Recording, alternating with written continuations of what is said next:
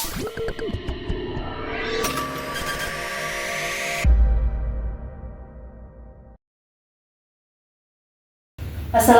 warahmatullahi wabarakatuh. Perkenalkan, saya Cindea Diningsih SPD MPD, dosen tetap Pendidikan Bahasa dan Sastra Indonesia dari Universitas Surya Kencana Cianjur. Pada kesempatan kali ini, saya ingin menyampaikan terkait mata kuliah yang saya ampuh sesuai dengan bidang keahlian saya, yaitu teori dan praktik membaca. Pada mata kuliah ini ditujukan untuk mahasiswa Prodi Pendidikan Bahasa dan Sastra Indonesia. Semester 1 berbobot 2 SKS diselenggarakan dalam 16 kali pertemuan tatap muka dengan rincian 14 kali pertemuan materi dan 2 kali pertemuan UTS dan UAS. Pada mata kuliah ini membahas konsep membaca sebagai salah satu keterampilan berbahasa dengan fokus pada membaca puisi. Materi pada mata kuliah teori dan praktik membaca meliputi hakikat membaca, puisi, interpretasi, makna, vokal, artikulasi, intonasi, tempo, jeda, ekspresi, mimik, gestur, penghayatan, hingga praktik membaca puisi secara individu. Serta mahasiswa juga dibekali ilmu tentang teknik membaca puisi yang baik dan benar. Pada akhir perkuliahan, mahasiswa ujian praktik membaca puisi sebagai bentuk evaluasi capaian pembelajaran pada mata kuliah. Dalam ujian tersebut, mahasiswa dituntut mampu menampilkan pembacaan puisi secara utuh dengan memperhatikan ketepatan interpretasi makna, kualitas vokal, artikulasi, intonasi, tempo, jeda, ekspresi, mimik, gestur, dan penghayatan, serta kemampuan berkomunikasi dengan audiens. Melalui praktik ini diharapkan mahasiswa mampu memiliki kompetensi membaca puisi secara profesional, ekspresif, kreatif, dan komunikatif, sehingga mampu menerapkan keterampilan tersebut dalam kegiatan akademik, pembelajaran, maupun berbagai kegiatan seni dan budaya. Adapun capaian pembelajaran lulusan atau CPL pada prodi mata kuliah teori dan praktik membaca ini meliputi 1. Memahami konsep dasar membaca sebagai keterampilan berbahasa. 2. Mengapresiasi sastra, khususnya puisi. 3. Membaca puisi secara ekspresif dengan memperhatikan unsur vokal, intonasi, artikulasi, jeda, tempo, penghayatan, dan ekspresi. 4. Menunjukkan sikap percaya diri, kreatif, dan bertanggung jawab dalam pembelajaran membaca yang tertuang di RPS dan telah divalidasi oleh Prodi dan gugus pengendali. Untuk mata kuliah ini diharapkan sesuai CPMK, mahasiswa mampu 1. Menjelaskan konsep membaca puisi. 2. Mengidentifikasi unsur-unsur pembacaan puisi. 3. Mempraktikkan teknik membaca puisi yang baik dan benar. 4. Menampilkan pembacaan puisi yang secara ekspresif. Untuk mendukung pemahaman mahasiswa pada materi yang saya sampaikan, didukung oleh beberapa media berupa video, membaca puisi melalui aplikasi YouTube. Pada mata kuliah ini melibatkan komunikasi dua arah, yakni antara dosen dan mahasiswa. Mahasiswa berdiskusi serta tanya jawab, kolaborasi, dan refleksi. Sistem penilaian saya lakukan yaitu melalui simulasi membaca puisi serta penilaian sikap dan keterampilan sesuai dengan RPS. Selanjutnya untuk penilaian akhir berupa UTS dan UAS. Model pembelajaran yang saya gunakan dalam mata kuliah ini yaitu Project Based Learning. Pada mata kuliah ini ada referensi karya saya sendiri dan juga referensi orang lain. Untuk itu, mari kita lihat cuplikan video pembelajarannya. Assalamualaikum.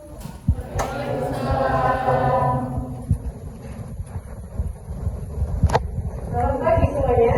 Hai. Gimana kabarnya? Alhamdulillah. Jadi sebelum pembelajaran dimulai, baiknya kita berdoa bersama dulu ya, menurut percaya masing-masing. Berdoa dimulai.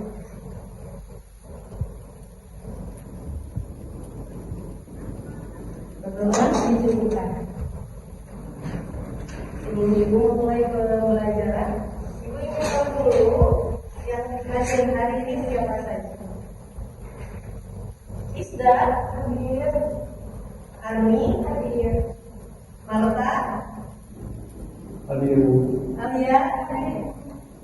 Rafa, Dalva, Ijel, siapa? Ada siapa? Tadi di belakang ya? Rashid. Alhamdulillah semua hadir ya. Baik, pembelajaran hari ini kita tentang teori dan praktik membaca ya di mata kuliah yang sudah pernah kita bersama-sama beberapa pertemuan ya. Mulai dari pertemuan pertama kita tentang perkenalan terlebih dahulu, RPS dan lain-lain. Sekarang di pertemuan ke-7 udah agak penghujung ya, di setengah, yaitu akan menghadapi UTS. Nah, sebelum UTS kita akan simulasi dulu tentang teori dan praktik membaca puisi ya. Sudah siap kan? Ya. Karena sudah tahu kan tentang membaca puisi itu seperti apa ya. Nah, di dalam membaca puisi di sini Ibu akan jelaskan terlebih dahulu. Ada tujuan pembelajaran yang akan Ibu sampaikan kepada mahasiswa ya. Yang pertama ini ada satu, memahami teknik membaca puisi.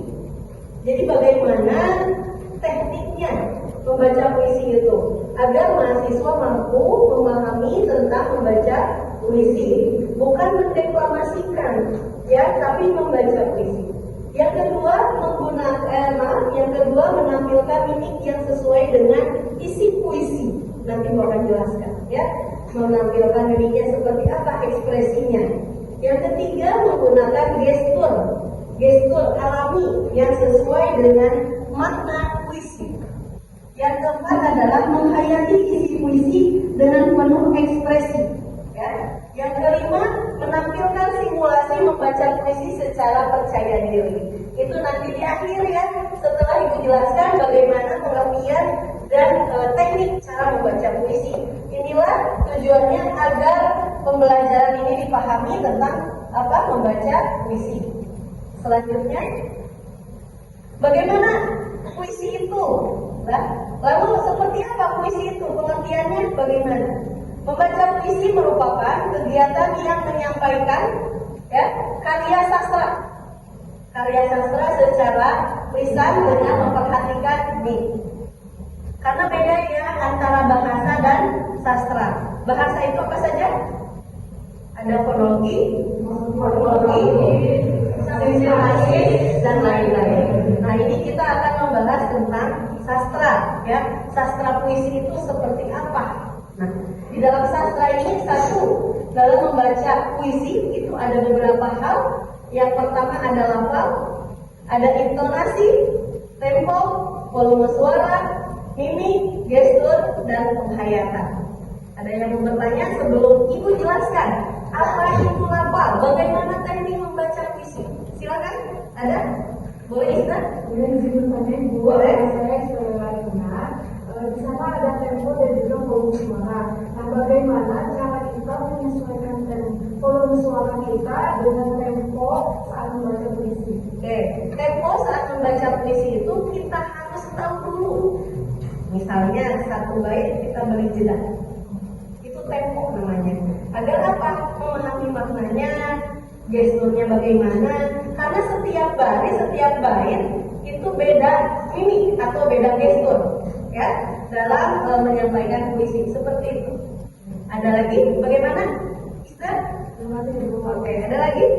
Silakan, ada yang bertanya? Boleh, Ayah? Ini Ibu, pertama saya ada izin bertanya. Di sebuah puisi itu ketika kita membaca ada beberapa kata yang dibold atau yang ditekankan. Ya. Nah, dilihat dari apa untuk membaca itu harus ditekankan dengan apa? Dilihat dari segi makna dan gaya bahasa, gitu ya. Jadi dalam membaca puisi itu kadang-kadang ini kita kasih tanda itu karena untuk isi dari makna tersebut. Jadi kita pada saat membaca harus beda nada ekspresi atau gestur dari yang lain. Begitu ya, bagaimana? Ada lagi? Atau sudah cukup? Cukup ya, kita lanjut. Lafal, kita lihat, kita akan jelaskan bahwa lafal itu, bahwa lafal di sini adalah kekuatan apa? Gaya bahasa kita, cara pengucapan jelas atau tidak. Pernah dengar ini nggak lagu Indonesia Raya? Pernah ya? Kalau di sini kita mendengar Indonesia, gimana di TV? Indonesia, bukan Indonesia. Itu disebutnya pelafalan, ya, kejelasan vokal, ya, pelafalan itu. Jadi jangan menyebutkan Indonesia, tapi Indonesia. Dan kita harus latihan dulu, coba menyebutkan A, I, U, E, O. Nah, itu adalah pelafalan. Minimal seperti itu. Jadi pada saat kita menyebutkan Indonesia, tapi tidak Indonesia. Jadi harus jelas vokal. Selanjutnya, di sini ada intonasi. Intonasi itu apa? Nada tinggi, turunnya, rendahnya suara kita. Satu baris itu berbeda intonasi. Jangan sama, jangan monoton. Cara membaca puisi itu satu baris itu, ya. Contoh, senyap di pagi ini pada ruangan tidur kecil, itu beda intonasi. Jadi tidak senyap pakai ini, tidak seperti itu nadanya atau intonasinya, ya. Selanjutnya ada tempo. Tempo itu tadi sudah dijelaskan jeda, ya. Tempo agar pada saat kita menampilkan atau menyampaikan puisi, ya, itu tidak salah makna. Ya, contoh tentang perjuangan, lanjutkan perjuangan. Temponya apakah seperti ini? Lanjutkan perjuangan, begitu? Tidak ya. Tapi bagaimana? Dengan tegas, ya. Coba tempo bisa? Bagaimana lanjutkan perjuangan? Pakai gestur, nih. Pakai gestur dan ini. Ada yang bisa? Yuk, ya, bisa. Lanjut, ya boleh. Lanjutkan perjuangan. Tepuk tangan buat ya, pada saat membaca puisi ini. Nah, tadi sudah dijelaskan gestur juga itu gerak. Pada saat membaca puisi beda dengan deklamasi. Kalau deklamasi itu gerakannya penuh dengan gebrakan bahwa itu disebut deklamasi. Contoh kalau ada lomba membaca puisi hanya menyampaikan isinya saja. Kita gerakannya tidak banyak kalau membaca puisi, ya. Nanti kita akan praktik membaca puisi, bukan deklamasi. Awas ya, kalau deklamasi itu gerakannya boleh banyak, ya. Lalu terakhir adalah penghayatan. Nah, ini yang harus dipahami, ya. Kenapa di akhir? Karena kita harus memahami dulu. Selain gestur, lafal, intonasi, itu harus memahami penghayatan. Seperti apa makna dari puisi tersebut. Lanjut ya. Yang selanjutnya ada unsur penampilan membaca puisi. Penampilannya bagaimana? Apa yang harus dipersiapkan? Nih, yang pertama adalah atau lafal. Tadi ya, coba ibu tahu nggak lagu potong bebek? Nadanya bebek kalau tahu kan? Coba ini kelompok A, ini kelompok I, itu U, ini E. Bisa? Bisa.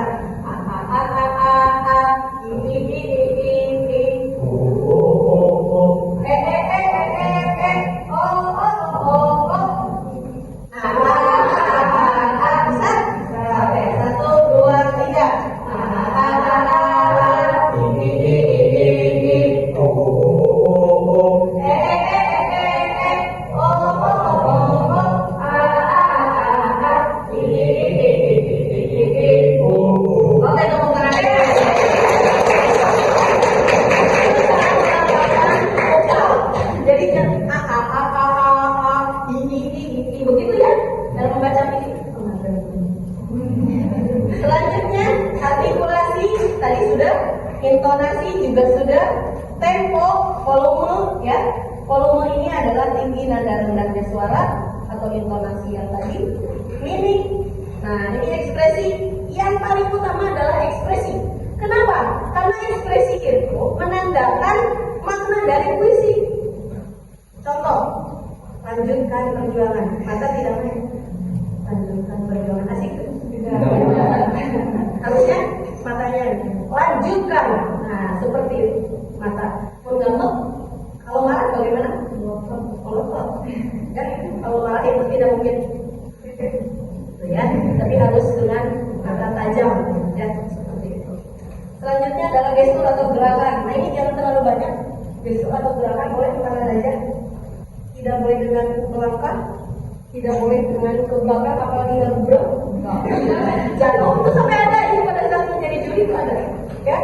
Sampai ada anak SMK, ya, yang sampai mungkin mau dari tadinya kalau gestur, tapi tidak salah waktunya gitu ya.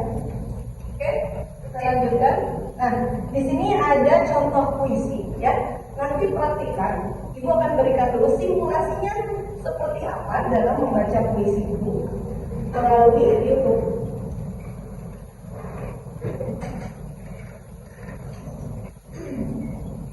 Oke, kita ada iklan dulu.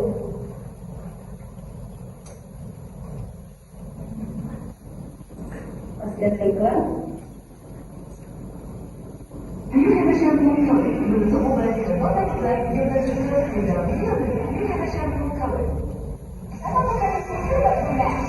Terlalu banyak iklannya. Oke, kita lihat.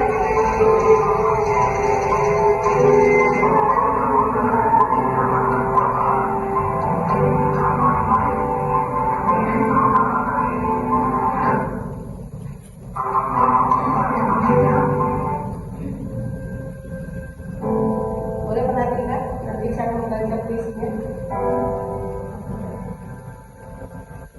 Jadi sebenarnya ibu keluarkan dulu.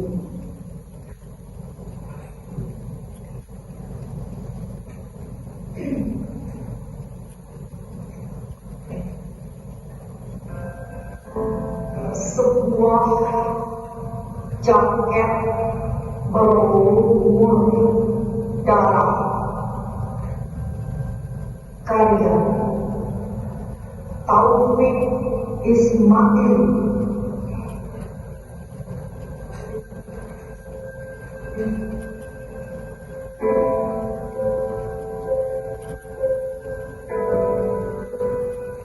Sebuah jaket berumur darah. Lihat ekspresinya. Kalian semua telah menatapmu.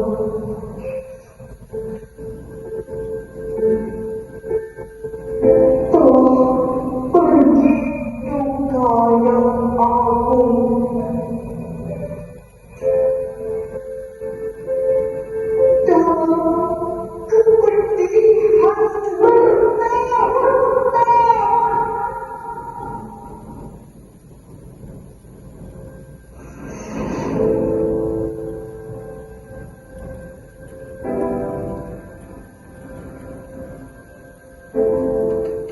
Oke, itu disebutkan dulu, itu hanya contoh, ya. Sekarang kita akan tampilkan. Nah, kemarin kan sudah ada persiapan ya dari pertemuan kedua, ya sudah persiapan. Silakan nanti per orang ini ada membaca atau simulasi ke depan hanya satu bait saja atau satu baris boleh, ya satu baris. Tadi bagaimana ekspresinya, bagaimana pelafalannya. Oke, silakan. Ada di sini teksnya berdiri di sebelah sini atau di sebelah sini. Satu baris pertama boleh. Sudah dipersiapkan kan? Silakan sudah. Satu baris boleh, boleh satu baris boleh. Menghadapnya ke sana ya. Dari judul juga itu boleh. Boleh. Apa langsung? Dari judul? Sebuah jaket berumur darah karya Taufik Ismail. Sebuah jaket berumur darah. Oke, tepuk tangan. Nanti pertemuan ya di pertemuan ya di kotak gelas. Next. Silakan, ayah. Boleh baris kedua?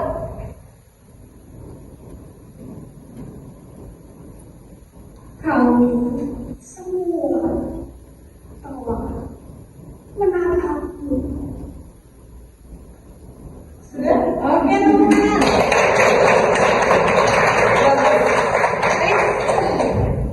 Kemarin sudah persiapan 5 orang. Ya. Baris ketiga. Oke. Telah berbagi duka yang agung. Oke, teman-teman. Ya, 2 orang lagi. Silakan. Sudah? Sip. Kembali ke tasnya. Boleh nasi ke depan.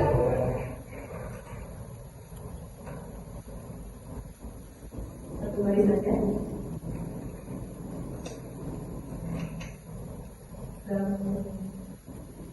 Dalam kepedihan bertahun-tahun. Oke. Yuk, silakan.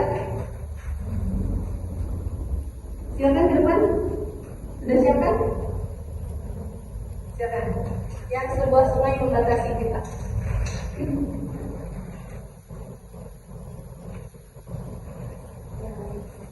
Sebuah sungai membatasi kita. Sebuah sungai membelah. Lagi boleh. Sebuah sungai membatasi. Oke.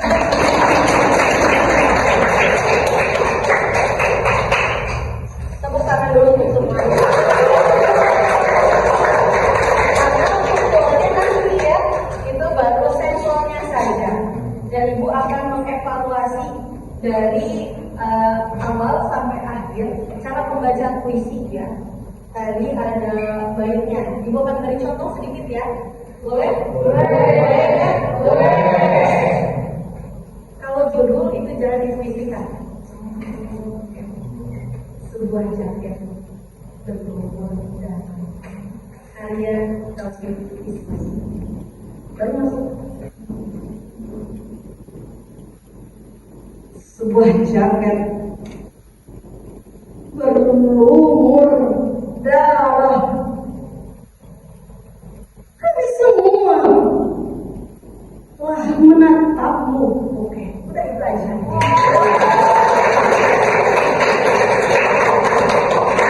Jadi akhir nanti kita semuanya secara utuh di pertemuan ke-14 ya. Oke, kita simpulkan ya bahwa penampilan simulasi membaca puisi itu satu harus gestur atau gerakan. Tadi kan tidak banyak gerakan ya? Iya, tidak usah banyak gerakan tapi menghayati begitu dan tersampaikan isinya. Gerakan, ya. Lalu ada penghayatan, ada teknik simulasi, ada penilaian juga seperti apa. Nanti lu akan nilai di pertemuan ke-14 secara utuh per individu tidak kelompok. Lalu praktik membaca puisi nanti hasil yang diharapkan dari mata kuliah ini membaca puisi dengan vokal yang jelas, ya, mimik yang tepat, gestur yang alami, penghayatan yang mendalam dan percaya diri sehingga pesan puisi dapat tersampaikan secara efektif kepada pendengar. Semoga apa yang kita tampilkan tadi itu bermanfaat. Mohon maaf itu tidak bisa sampai 2 jam, 3 jam di kelas ini karena dibatasi oleh waktu, begitu ya. Nanti kita belajar kembali. Assalamualaikum warahmatullahi wabarakatuh. Waalaikumsalam warahmatullahi wabarakatuh. Terima kasih Bu. Terima kasih Bu. Demikianlah video proses pembelajaran. Semoga bermanfaat. Terima kasih. Assalamualaikum warahmatullahi wabarakatuh.